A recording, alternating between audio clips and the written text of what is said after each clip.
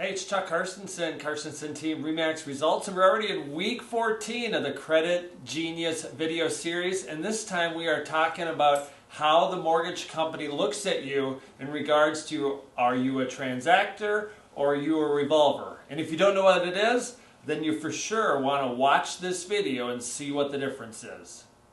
Hello, and welcome back to the Credit Genius U Credit Education Series.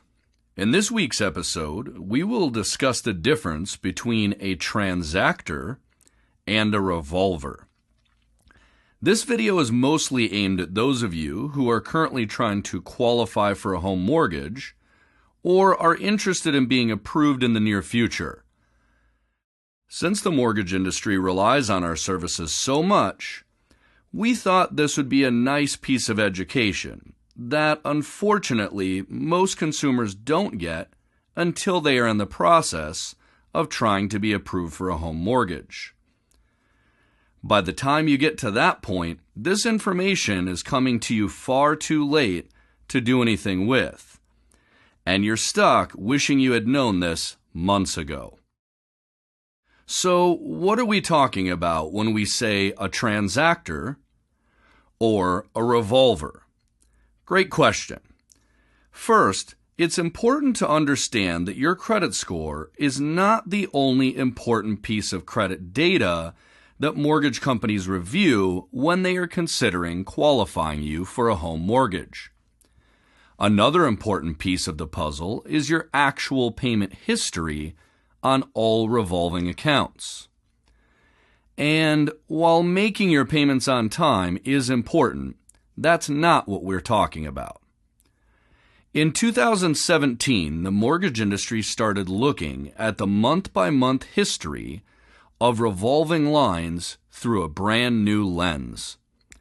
This new way of reviewing the exact details of each revolving line on a month-by-month basis allows lenders to better determine your risk level when they are considering approving you for a home mortgage. Okay, so how does this new system work anyway? When you apply for a mortgage, an automated underwriting system reviews your revolving credit history and assigns you one of two labels. You are either labeled a transactor or a revolver. A transactor is someone who has a history of paying off all, or at least the majority of their revolving debt each month.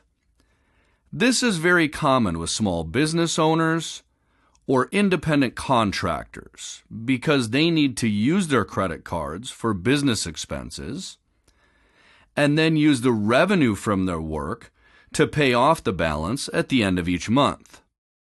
So, in other words, a transactor is someone who is using revolving lines to handle specific transactions, and a part of that completed transaction allows them to pay off the debt at the end of each month. The second label is a revolver.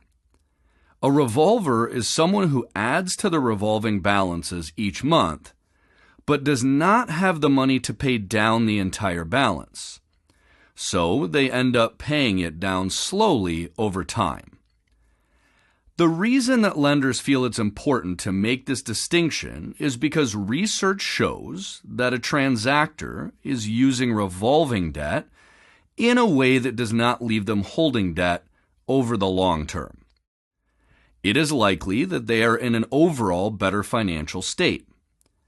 Whereas a revolver is demonstrating that something happened in their life, and for whatever reason, they chose not to pay for the balance accrued, but rather create more debt, which they can also not afford to pay off quickly, and therefore the debt is paid off slowly over time.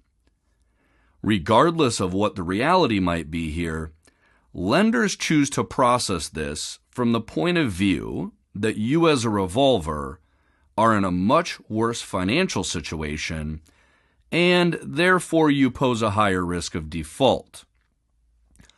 So, if you're looking to buy a home in the near future, we recommend that you only handle your revolving accounts like a transactor would, so that you don't get turned down for that mortgage at application time. We have watched far too many applicants with great credit scores get turned down for this simple reason. Well, that's all for this week's episode.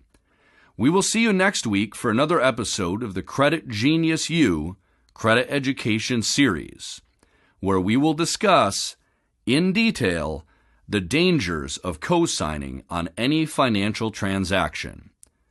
Until then, thanks for watching, and remember that with a little bit of work and our help, you too can be a credit genius.